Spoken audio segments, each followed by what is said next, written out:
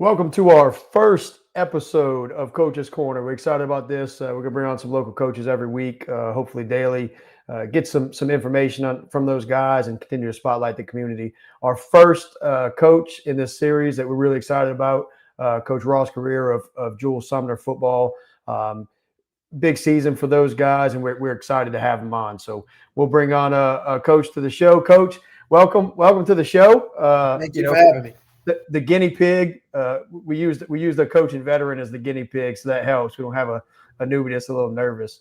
Coach, one thing I want to expand on a little bit for people that don't know you guys and what you've done. You've had some success here over the last 2 years. It's been different, right? 10-2 last year overall. You 2-point loss in the quarterfinals. You're 2 points away from going to face Dunham, which is, I think, a great matchup for you guys because of the style you play and keeping the ball out of defense's hands. You're a number 4 seed going into the playoffs last season. You're currently 7-0. You're 2-0 in district. You're ranked number 1 in Class 3A. Big start for you guys. I know the Franklinton win was big, but it's 2 weeks ago. It feels like last year at this point. Talk a little bit about your current schedule, kind of where you've been up to this point, and what you have ahead of you going into really what I think is a phenomenal matchup at Pine. We play a very tough non-district schedule. We started off with St. Helena, and they always have a great program, a lot of athletes, they can throw the ball around the yard, good program. After that, we had Kentwood, and Kentwood's always our test. We're going to find out where we're at when we play Kentwood. The last 2 years, we've been fortunate, and we beat Kentwood the last 2 years. Every time we play Kentwood, it's a huge rival game. We're 5 minutes away from Kentwood. Our kids know their kids, so it's a big rival game. But after that, we had Laranja. Laranja has a good program, very good running back. They like to run the football. We beat them 28-7. Then we played Livonia. Livonia's gotten better from last year. We beat them 36-0. And then the big one was Franklinton. Our goal was to get back to Franklinton. We wanted to be undefeated, and we were when we got the opportunity to play them. Last year, we felt like we let one slip away against Franklinton. We just couldn't slam the door. We stayed at about 8 points the whole time, and they won it at the end with about 1:30 to go. And credits to them, they have a great coaching staff. The quarterback's phenomenal, very good on offense. But we wanted that game this year, and we got to play them. We played them at Franklinton, and it was a close game, and we ended up beating them in overtime. After that, we had Springfield. That was our first district game. And then last week, we played Bogalusa. Left on our schedule, we have some pretty tough teams. Pine, Albany's a lot better. Got a new coach. He's kind of turned the program around a little bit. And then we have Amite at the end, and that's gonna, hopefully that's for the district championship. Yeah, no, it's lining up that way, right? Amite got a big win last week against Pine.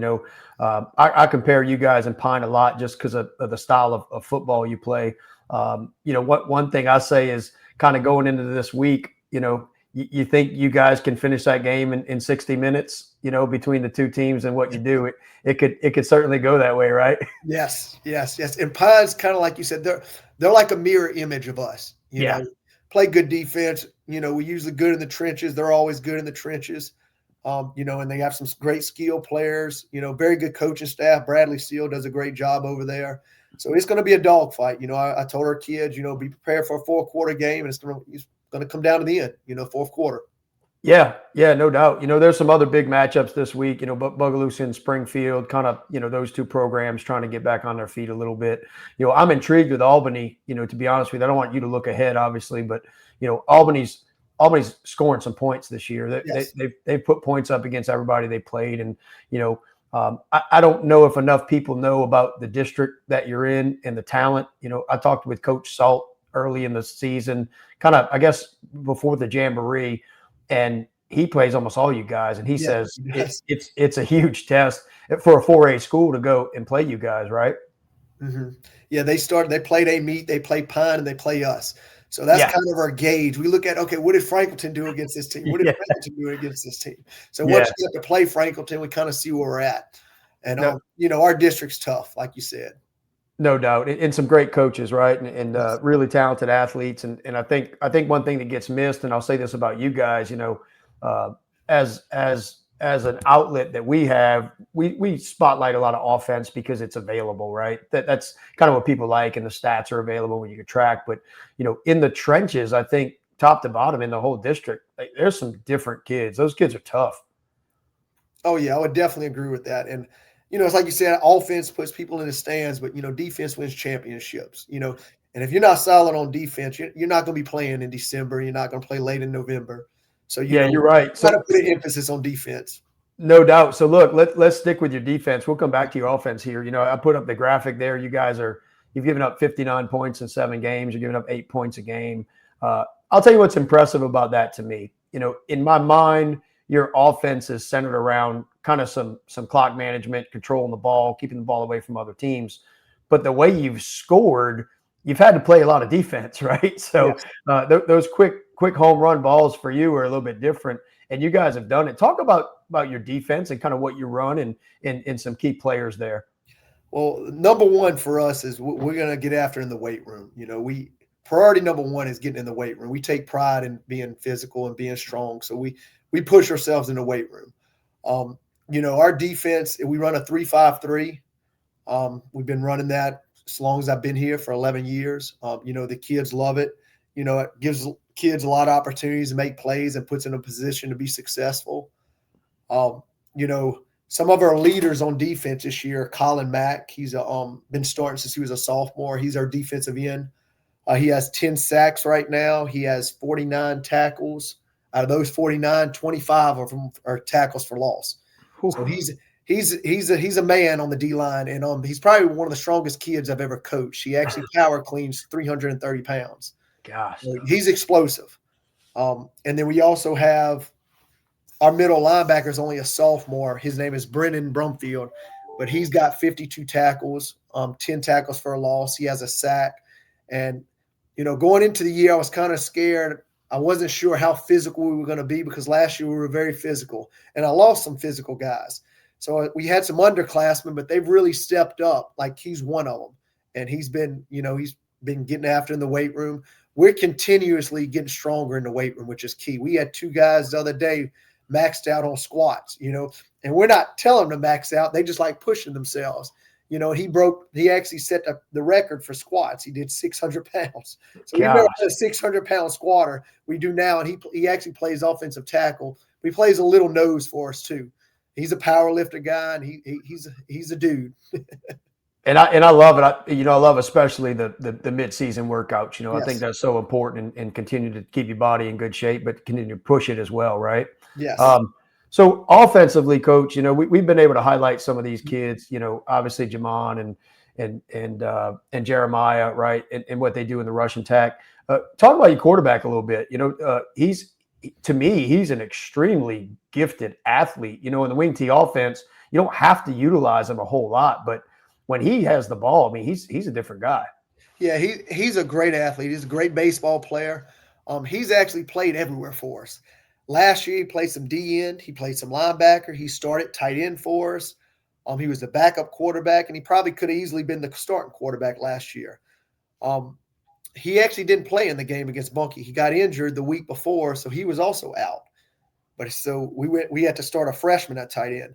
But he's coming into, we knew he would be fine at quarterback. He came in last year a few times. And like you said, in the wing T, he just has to manage the game. Yeah. He can throw the ball. Now, he's a great thrower. He goes about 6'4", about 190. We just haven't had to throw the ball. So, teams think we can't throw the ball. We can throw the ball. It's just we haven't needed to throw the ball yet. Yeah. We continuously work on it, because I know in the playoffs and, against Meade and even Pine this week, we might have to utilize him a little. But he's also a great runner. He's just a tremendous athlete. He's a leader. He leads by not just verbally, he's going to lead by his actions. We're blessed to have him at quarterback. And like you said, when you have Jamon Dyson and you have Jeremiah Brooks in the backfield, you don't have to go and win the game. You just have to manage the game, not make a mistake, control the ball, no turnovers. And those guys are playmakers, and that's what he's been doing. He's just been managing the game, and he's been doing a great job for us. Yeah, no, that's great. And, getting to do some research on you guys and watching some tape, you see Jamon and you see Jeremiah. What I would tell you that I'm more impressed about is just the efficiency of the wing T offense that you run, specifically offensive line. Your guards pulling. They're very synchronized. Their footwork's phenomenal. They're very repetitive in what they do every time. They don't miss people across their face, which is your big fear in a wing T, right? Somebody crosses you and it's over. But you guys do a great job there. Tell me a little bit about your offensive line as a whole and kind of what your approach is there. Yeah, well, I want to give credit to my offensive coordinator is very good, Zach Kellum. He actually played here. I actually coached him a long time ago, so he does a phenomenal job, running the wing T. But our offensive line, it's key, and like you said, it starts in the trenches. You got to be able to run the football. You got to be able to stop the run. We're able to run the football, and like I feel like if you want to control the game, you got to be able to run the football. We're fortunate, usually year in year out, to have some big guys. And we get after in the weight room, and they do a tremendous job on the offensive line. Like I said, one of those guys is Caden Stearns, the offensive tackle. His squat is 600 pounds. I mean, he's been starting for us for 3 years now. And you got to have two guards. Our guards are phenomenal, got great feet, and both of them could actually play linebacker for us. But they, got good feet. They like to hit. And then we actually took our offensive tackle from last year and moved him to center this year, and he's doing a phenomenal job at center, and that's Ashton Broussard. But they get after it. They get after it. They love to hit. And they take pride in being an offensive lineman. I think in today's world, everybody wants to glory. Everybody wants to catch the football and throw the football. We make sure we put a lot of emphasis on. We do an O-lineman of the week. We give them a shirt, make a big deal out of it. I love it. They take pride in being an O-lineman, and I think you got to have that when you run the wing T. I love it. And look, being an old wing T guy myself, what you guys do, seeing Pine a little bit and some of that concept of the veer, Lakeshore does some completely different stuff. They'll run some wing T on you out of shotgun and confuse the heck out of you. Oh, yeah. Pope runs kind of this power wing T. But it's really neat to see the teams in the area that still kind of adapt to that, because it's so hard to defend. Defenses chase ghost, and it's hard to teach your kids to be disciplined against it. So, kudos to you guys and how well you run it. I haven't seen many wing T teams put up the points you guys are putting up. To give you a perspective on your team, we cover 16 teams that are not 5A teams, and you're first in scoring and first in defense. So, if you wanted the recipe for being 7-0, that's it right there, right? Well, hopefully we can maintain that. Yeah, no, that's the goal, right? Well, look, you got some stiff competition coming up. We'll be cheering you guys on. One thing I always say is it's tough when we get to district play, because for me, I've got relationships with all these coaches and kids, so every week is 500 ball, right? So somebody's got to win and somebody's got to lose. But couldn't be more proud of you guys and the program, especially after the last couple of years, kind of putting that place on the map. Every week it comes out, and Jewel Sumner's sitting at the top of the standings. I think that's great for the community and the kids. And, it goes to show the effort that you guys have put in. Yeah, and it is. We have great community support. I have great administration. Everybody's coming out to the games on Thursday and Friday night. They want to see the Cowboys. So hopefully we can keep winning and they'll keep coming out. But, it's fun here. It's exciting right now. No, it's one of those small towns that when you get out there on Friday night, last person out of town, turn the light off, and everybody's going to be at the stadium, So it's awesome. Well, look, Coach, thanks for coming on. Best of luck to you guys against Pine. Hope you guys stay healthy. Looking for a good playoff run. I know you've got season number 2, what it feels like to me, which I said is kind of in front of you with the next 3 games. No matter what happens, you guys have kind of put yourself on the map, not just here on the North Shore, but in the state. So kudos again once to you guys, and appreciate you taking the time out today to join us. All right. Well, look, thank you so much, Mike, for having me on. Thanks, Coach. All right. Have a good one. Bye-bye.